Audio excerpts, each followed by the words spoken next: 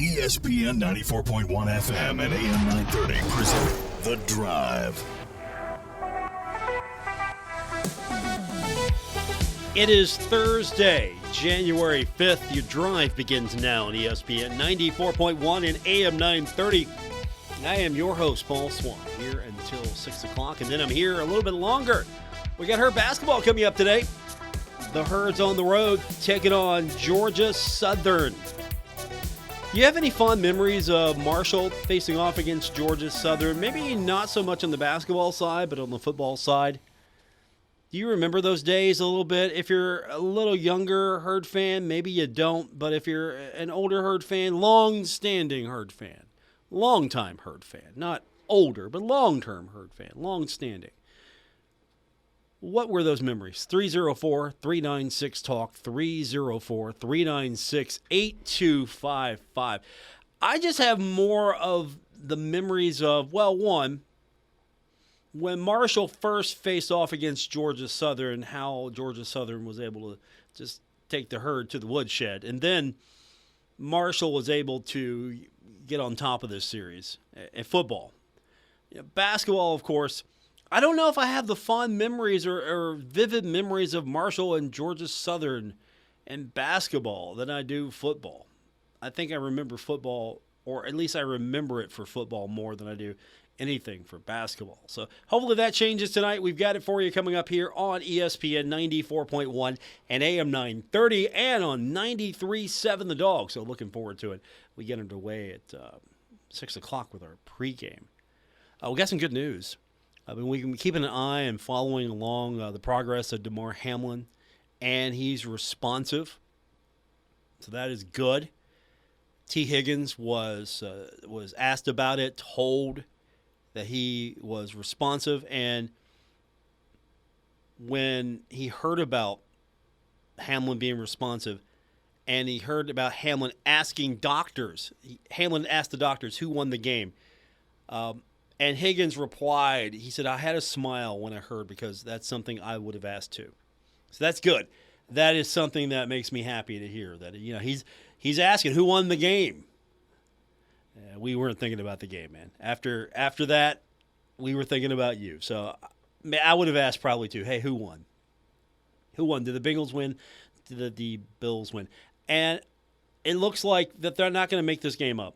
There's not going to be a replay. There's not going to be a makeup date. So I don't know what that ultimately means for seeding. Probably it's going to mean the Bengals are, if the Bengals can beat the Ravens, probably locked in as a 3 seed. The Chiefs are probably going to be locked in as a 1 seed. The Bills, more than likely, a 2 seed. There is the, okay, what do we do now? But I'm happy that we've got Damar Hamlin on the right side, and I hope that continues. So I'm excited about that. I'm happy about that. Big news for Herd fans today, and we'll get more on this tomorrow. There's going to be an introductory press conference tomorrow. The Board of Governors met today, and when I mean met, and they live stream these things because public institution. But they have the right to go into executive meeting. So they go into executive meeting. So the live stream's turned off. I think there were 19 of us at one point watching this thing. I was up watching it. I know Luke Creasy over at HD Media, the Herald Dispatch, was watching this thing. Yeah, I don't know how many of you watched this thing. We just watched the screen. And then they come back and we get the approval here to make some contracts happen. And the board approved additional contracts. So there are contracts for additional athletics personnel. And that means, I'm sure, support staff. I'm sure that means assistant coaches. And that means different personnel. But the Board of Governors approving today, Marshall University President Brad D. Smith making a hire, Christian Spears making a hire, and the university has hired Gregory Beals as the head baseball coach of the Thundering Herd. Now, we knew this was going to happen. If you follow along, Beals leaving Akron, Beals changing his social media profile to reflect the change, and then Tim Donnelly being named as the head coach of Akron. So congratulations to Tim, by the way, to Donnelly. Congratulations to Donnelly.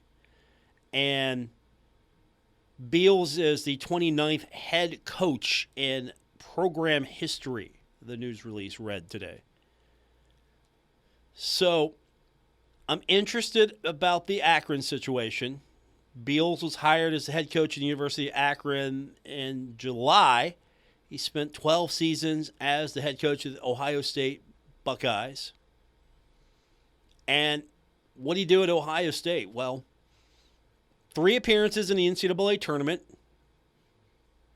and they were recent, 2016, 18, and 19, and 2 Big Ten championships in 2016 and 19. His record with Ohio State was 346, 288, and 1. He has a legacy of having some top players, 48 all Big Ten performers, 32 student athletes to pro contracts, 21 academic all Big Ten student athletes, and 7 All-American honorees. The GPA was 3.09. And he's also familiar, of course, with the region, not only with Ohio State, obviously. He was a head coach at Ball State, 243 wins, 202 losses there. 2006 Mid-American Conference Tournament title and the NCAA tournament berth. So he has some NCAA experience.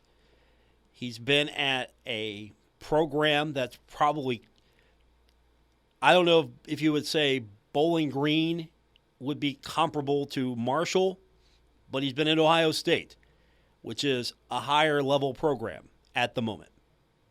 So he has some experiences at a higher level. He also has experiences at maybe not a higher level with Bowling Green. And I know the university's high on him for what he was able to do on the academic side as well. I know the university wants to see the student athlete not only have a great experience, but to excel in the classroom. I know that seems to be a renewed focus, so the university's high on him there. And we'll find out more tomorrow. Introductory press conference coming up, 4 o'clock.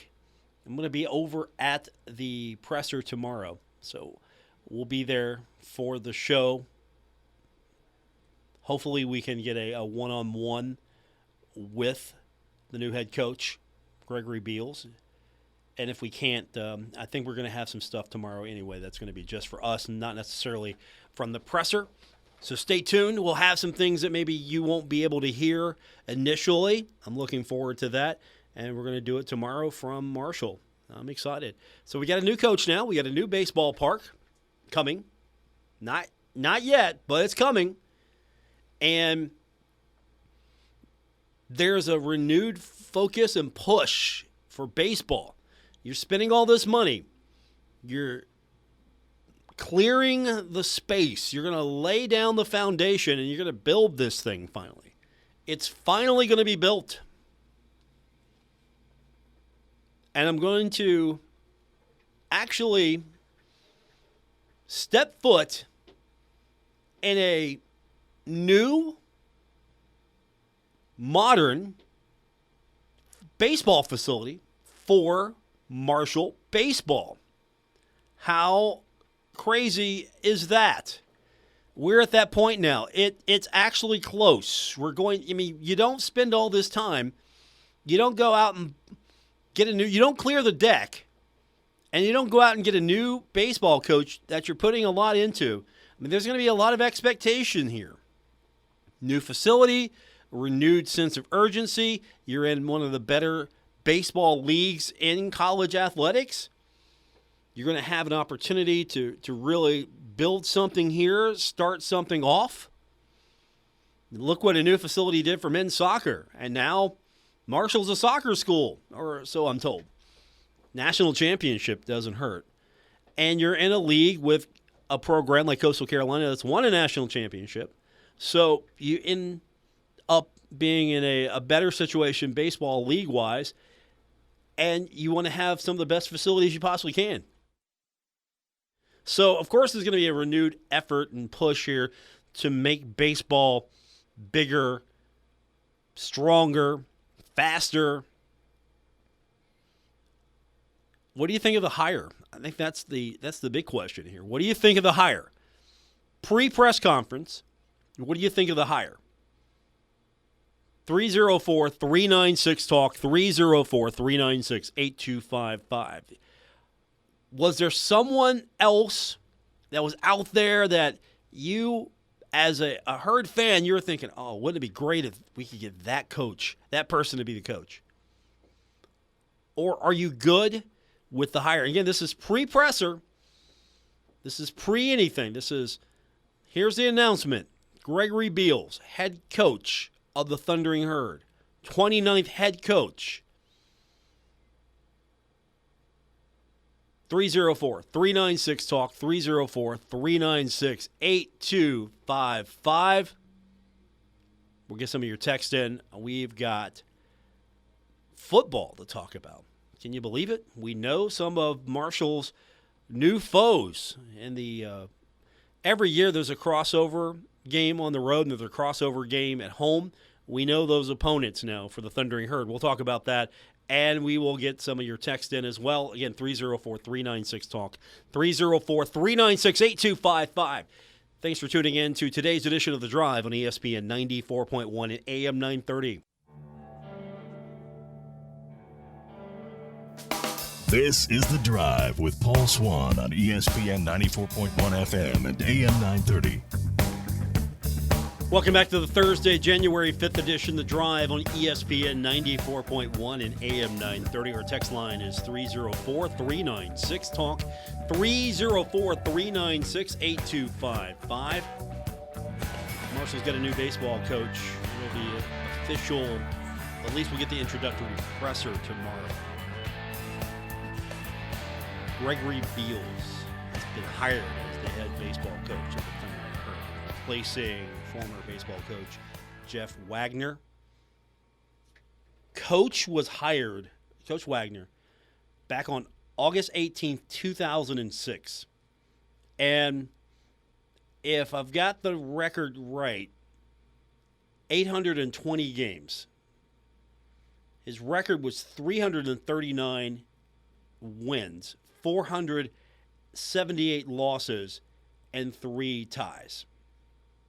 So 16 years. Some people probably haven't known another coach other than Jeff Wagner. And he was relieved of his duties. The statement was at the time, we thank Coach Wagner for his years of service. That was from Marshall Director of Athletics Christian Spears. This was in a news release. And the quote was, the future of Marshall baseball and the experience of our student athletes, as well as the completion of our new baseball stadium, will continue to be our top priority. From the text line, Paul, I don't know anything about the new coach, but what were the circumstances that led to the termination of the previous coach of the Thundering Herd baseball program? I got to be careful here. I don't want to misspeak because, one, there were some things going on in the background. I've been told. I'm not comfortable enough to really say what some of those things were. Yeah, I'd be thrown out of court as like, okay, that's hearsay. I mean, a lawyer would tear me apart. But as a human being, the guy was always nice to me. I know he had a gruff personality here or there. I don't know how far that went. I don't know how many fans he had with the administration. Yeah, I know it had to be frustrating being the baseball coach of the Marshall Thundering Herd. And I heard a few things that, again, I'm not 100% comfortable with because I really can't substantiate any of that. You know, some of it sounded like sour grapes to me. Some of it sounded like maybe a a difference of personalities. And honestly, if you're building a brand new facility and you're trying to restart baseball, you make an evaluation. The baseball coach isn't the athletic director's guy. He doesn't have a track record of, I mean, we could qualify all this by saying, look, 339 wins on 478 losses and 3 ties with the facilities and the support that baseball had over the years is pretty good. But there comes a time where, okay, maybe it's time to move on. Maybe Christian Spears, again, he's more about student experience. And some of the things I heard, I'm not trying to dance around it. I just don't want to, I don't want to misspeak. But, sometimes maybe Coach was not the most popular guy in certain circles. All of this factual, I can't tell you that. Guy was mostly nice to me when I had interactions with him. I didn't have any problems with Coach Wagner. So, I don't want to misspeak. I don't want to speak out of turn. But, again, I have heard some things from people. And it sounded like sour grapes a little bit, and some of it wasn't. Am I saying too much and trying to answer your question? Probably. Could I substantiate anything that I heard? Probably not. Is it fair to the guy because he's not here to defend himself? Yeah, definitely not fair to the guy. He's not here to defend himself. So I'm dancing around it. I'm going to be honest with you. I am dancing around it. But I know that you're putting a lot of energy and effort into building a top-flight baseball program. And at the end of the day, athletic department felt that he wasn't the guy. He wasn't the guy to get it done. And that sometimes happens. And sometimes it doesn't have to be anything. It doesn't have any circumstances. Like, okay, we're moving forward here. We're going to try to build this program. I know there was even a petition. There was a petition on change.org. I know that. And there were people petitioning on change.org the wrongful termination of Marshall head baseball coach Jeff Wagner. And it got 215 signatures. And I looked at the petition, and of course, there are a lot of exclamation points in the petition. And a lot of players love the guy. A lot of people love the coach. So, again, from some people I've talked to, from sour grapes, other people I've talked to love the guy. Is there really is there an answer I can give you that's going to answer the question for you and be close to reality? I don't know. I don't know. But he's not returning, and he did coach a lot of players that went on to the next level. He had some success with Marshall University, and there were a lot of people who were upset and not happy that he was let go, especially since he was the guy who had helmed so much of the baseball program's fight to make this happen.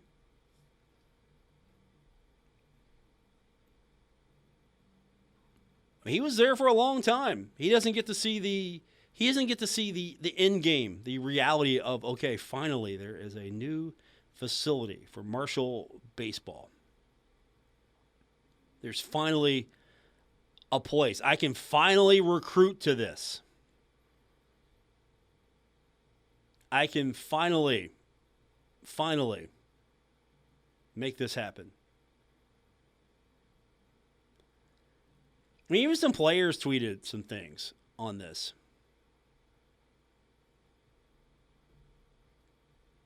And some of it was good. Some of it was not so good about this personnel change.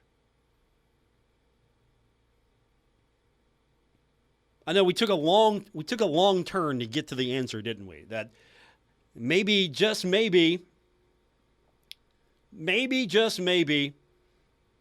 he was deemed not the guy to take the program to the next level. I think that's the answer I'm giving you. From the text line. Hey, here's a name from the past. You remember the name Seth Kinker? You remember that name? He played at Ohio State. He was the 2014 West Virginia Gatorade Player of the Year, the 2014 West Virginia Sports Writers Player of the Year, and he was a two-time first-team All-State selection, a two-time Mountain State Athletic Conference honoree, and he played. He's also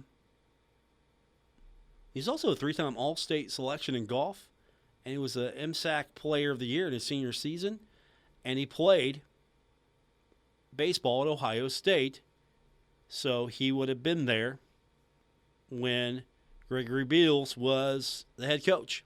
So nice little connection there. 304-396-TALK, 304-396-8255. We'll keep the text line open.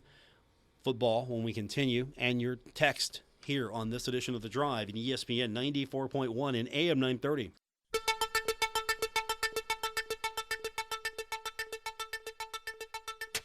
This is The Drive with Paul Swann on ESPN 94.1 FM and AM 930. Welcome back. It is The Drive, Thursday, January 5th, ESPN 94.1 and AM 930. I'm your host, Paul Swann. Thanks for tuning in. We got Marshall basketball coming up later on. Herds taking on Georgia Southern. We're going to preview that one at 6 o'clock with our pregame show. We do that also on 93.7 The Dog. Looking forward to it. Some Herd basketball. Trying to get back on the winning side of things after losing to James Madison. We'll get into that here in just a few moments with you. But football, we got to talk about this because the cross-divisional opponents for the 2023 football season have been announced. Are you ready for this? And I like how they do this. I like how it's structured. It's as if there's a plan. Each of the conference's 14 programs, according to the league, will play one home game and one away game against a cross-divisional foe each season, and will play every team in the opposite division at least once every 4 years. At least once every 4 years. So, who did the Herd draw? Well, let me tell you. Marshall this year will play host to Arkansas State. I like those folks. I've talked to some of their media. I like those folks. So I'm looking forward to that. Marshall going to play host to Arkansas State. And then Marshall will be at South Alabama. So, hey, that'd be an interesting roader, right? That'd be an interesting road trip. That shouldn't be too...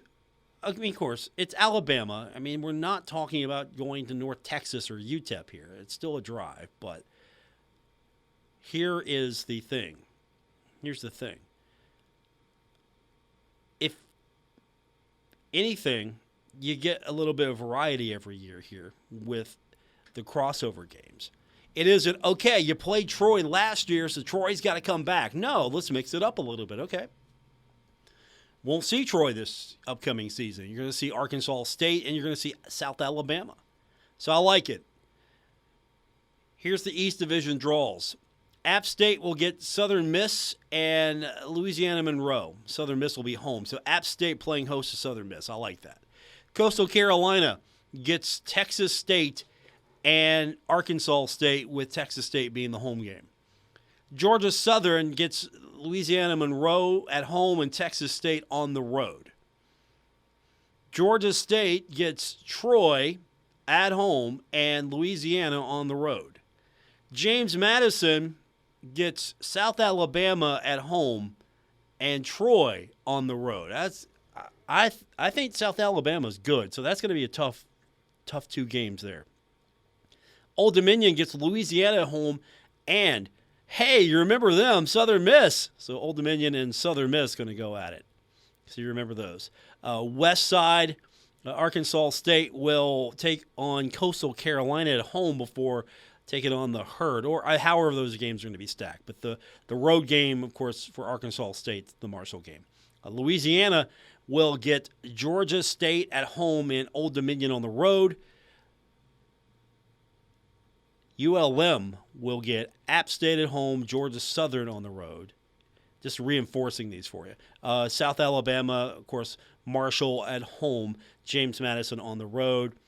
Southern Miss, I like this schedule. Old Dominion and App State. Texas State's got Georgia Southern and at Coastal Carolina. And then Troy, James Madison, and Georgia State. So just, again, put it in context for you, what the west side looks like as we run down the east side. But Arkansas State and South Alabama, those are the two opponents for the Thundering Herd. I like it. I like how the league does this. And then maybe next year it'll be different. Maybe Marshall will get to play host to Texas State and maybe go on the road to Louisiana Monroe. I don't know. Because right now, we know this. Marshall's already faced off against Louisiana. And Marshall's already faced off against Troy. And so coming up is going to be South Alabama and also Arkansas State. So next year, the possibility for Marshall next year is going to be Louisiana Monroe, Texas State, and Southern Miss. 3 of those are possible first-time West Division crossover games. And, of course, keep in mind, that'll be year 3 in the cycle. So this is going to be year 2 in the cycle. Maybe you get a repeat. Maybe they get a repeat in a year 3 cycle. But by year 4 of the cycle, Marshall will have Southern Miss, Texas State, and Louisiana Monroe on the schedule in some form or fashion. So I expect at least 2 of these. If the schedule doesn't allow it, 1 of these schools, minimum 1. Maximum, of course, of 2, minimum of 1. So it could be Texas State and Louisiana Monroe. It could be Southern Miss and one of the other 2. It could be Southern Miss and Troy coming back, and then you get the other 2 coming back on the schedule the following year.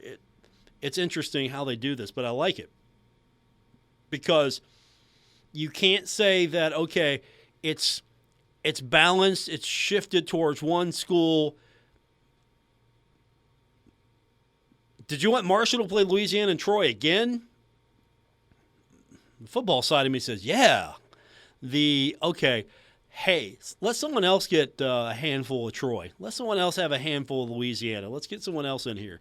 But, it keeps the schedule fresh a little because there's going to be at least a different opponent coming in from the West almost on a yearly basis here, a different opponent depending on how you rotate these. And there's going to be potentially a different road game. And this is separate from the East Division schedule on a yearly basis, which will, go back and forth. This will be different. So you're going to see eventually, in some form or fashion, you're going to travel to Arkansas State, Louisiana Monroe, South Alabama, Southern Miss, Texas State, Troy. You get the point. And play host to those schools eventually. And it's going to be different on a yearly basis, and I like it. I absolutely like it. Because you got someone new on the schedule, and it's not going to be, oh, hey, I got to go play that school again. No, there's going to be at least enough variety to keep it interesting and keep it fresh. And I like that. And you never know. I mean, Marshall could be getting the best version of Arkansas State, and that could be a fight to the finish. Marshall could be getting the very best South Alabama team that's ever been, and that could be a fight to the finish. On the flip side, Arkansas State and South Alabama might be getting the Marshall team that's the best ever. Who knows? So that's where we're at. Back to the text line, 304-396-TALK, 304-396-8255. I got a texter commenting on earlier today. I was talking about baseball connections.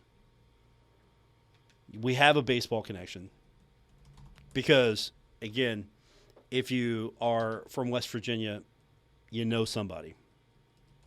You always know somebody. And the new coach, Marshall Baseball, will be introduced tomorrow, is former Ohio State coach Gregory Beals. And we've got a baseball connection from Cabell Midland High School, a tremendous high school athlete and solid baseball player in the college ranks, Seth Kinkner. And so we've got that Cabell Midland connection now. Texter writes in and says, I was a Pony Express guy. My school died with the name Highlanders. Yeah, me too. I don't know. I don't know if I don't know if it's I can say it. Okay, yes, it did die for me, but I like Billy Seals a lot. I like the kids that play for the Huntington Highlanders a lot. I know some of the parents. I know some of the supporters and support staff. Yes, I will die Pony Express. If we're going that road, I will die Pony Express. Because when I hear Highlanders, I think Huntington East. And we all know that between the two, Huntington High, Pony Express was way better than Huntington East. We all know this. Text line, is the new field going to be turfed? I want to say yes.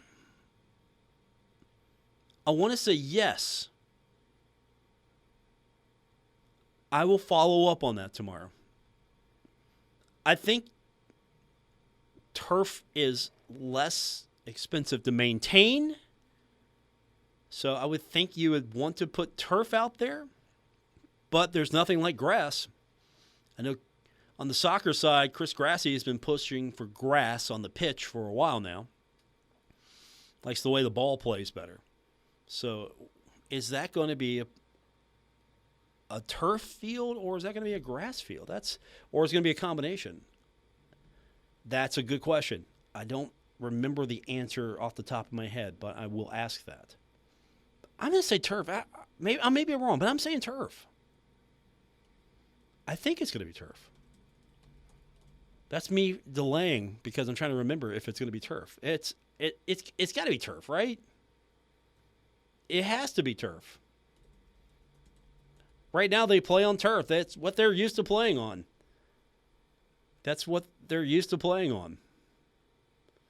And I know they did softball with AstroTurf. And I know the renderings from the last time we saw this, that it was going to be turf. So I'm thinking it's going to be turf. Because we saw sort of like the new rendering for this. Let me follow up on that. I'd rather tell you correctly than try to pull an answer out of a hat and try to sound like I'm smarter than everyone else in the room. We'll take a quick time out, come back. We've got basketball coming up. We'll do it when we continue on this edition of The Drive, ESPN 94.1 and AM 930.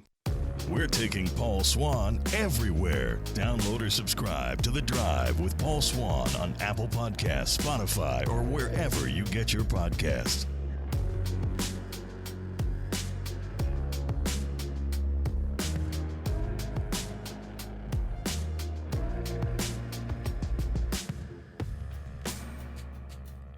Getting set for basketball here on ESPN 94.1 and AM 930. I'm your host, Paul Swann. In the next few minutes, we will get you set for Marshall at Georgia Southern. Welcome back. It's The Drive on ESPN 94.1 and AM 930. Here until 6:30, at least with the local side of things. We'll still get your text in 304-396-TALK, 304-396-8255. I conferred with a couple of people, and I don't think we have a definitive yet on the playing surface, or at least we don't have a memory of the playing surface just yet for the new Marshall Baseball Stadium. But I'm still thinking it's going to be turf because that was in the original plans. So unless things have changed and they're going with grass, and that's going to maybe afford them a better playing surface at a better price, I think it's going to be turf for the new ballpark. We're going to find out tomorrow. We've got the presser 4 o'clock, and then we're going to do the show tomorrow from the stadium, and hopefully we'll have the new coach with us. Gregory Beals, who was named today as the 29th head coach in program history. So we'll have some potential answers to some of your questions tomorrow, and there's going to be the presser, and then we're going to have a chance to actually talk to him outside of the presser. So they might live stream the presser. We'll have some stuff that they don't have on the live stream, and then if we can, we're going to be able to talk to the new baseball coach, and maybe we'll get a chance to talk to a couple other people, including athletic director Christian Spears. So all that's coming up tomorrow, and of course we got basketball coming up tonight. The Thundering Herd taking on Georgia Southern. Marshall coming into this one 12-3. 1-1 now in Sun Belt play. Georgia Southern, on the other hand, coming into this one 2-0 in Sun Belt play. So will Marshall make it 2-1 in Sun Belt action, or will the Herd suffer its first league road loss? Find out coming up tonight. We've got it for you here on ESPN 94.1 and AM 930 and 93.7 The Dog. You know, despite the setback against James Madison, Marshall is still one of the more prolific scoring offenses in the country. It was a tough loss. Free throws were a big culprit here, losing to James Madison 72-66. I mean, Marshall shot 41.3% from the field and did force 17 turnovers, but there were some problems. There were some problems in that game, and you got to hit free throws. That's going to kill you every single time. I don't like quoting certain columnists, but I'm going to quote and steal from Chuck Landon. There's a reason why they're called free throws. They're free. You go up to the line, you shoot that little easy. Nobody's in your face. No pressure. If you're the home team, it's usually quiet. So no one's screaming, yelling, and honestly, it's been a long time since I've seen a really aggressive crowd at Henderson Center trying to throw off the opponent anyway, so I haven't seen that in a long time. I mean, I used to see posters. They don't do that anymore. People would bring posters in of people that would be in maybe attractive clothing, the bathing suit. You remember those? I don't think they allow that anymore. Bring signs in. We don't see that. So nobody was in anybody's face, and they missed all the free throws, and that's going to hurt you every single time.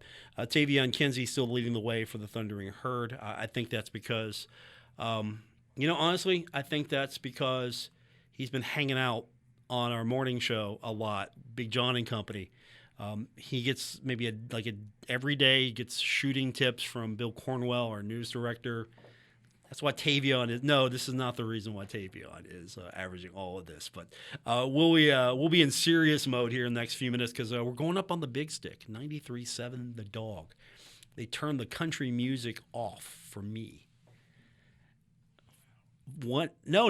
We turn it off for me for an hour and a half, and the basketball game in between. So we got that coming up tonight here. Georgia Southern, the opponent. We got it for you here on ESPN 94.1 and AM 930. And don't forget, you can always text during the pregame, and you can also text in during the postgame, especially during the postgame. And we should have comments from Dan D'Antoni after the game.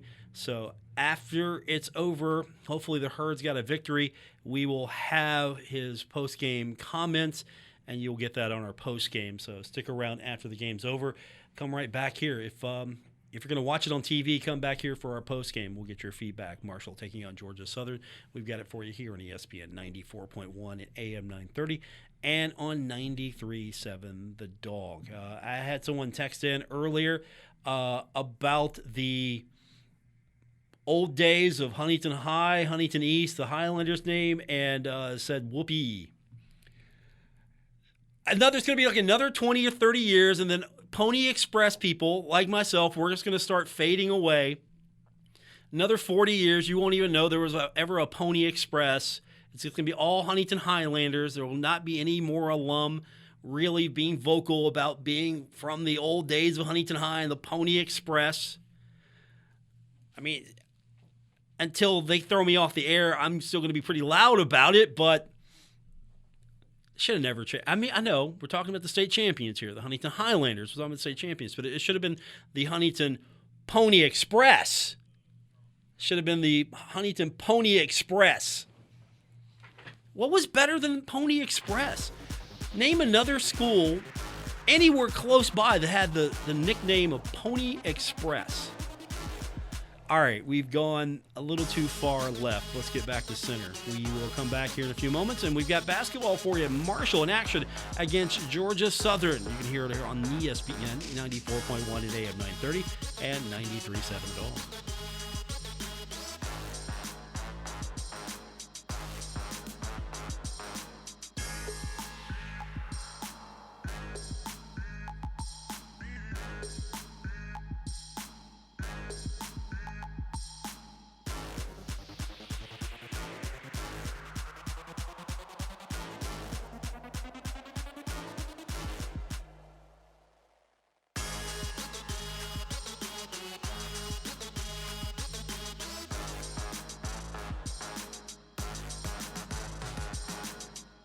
WRBC Huntington, W227BS Huntington, your flagship home of the Marshall Thundering Herd and The Drive with Paul Swann, ESPN 94.1 FM and AM 930.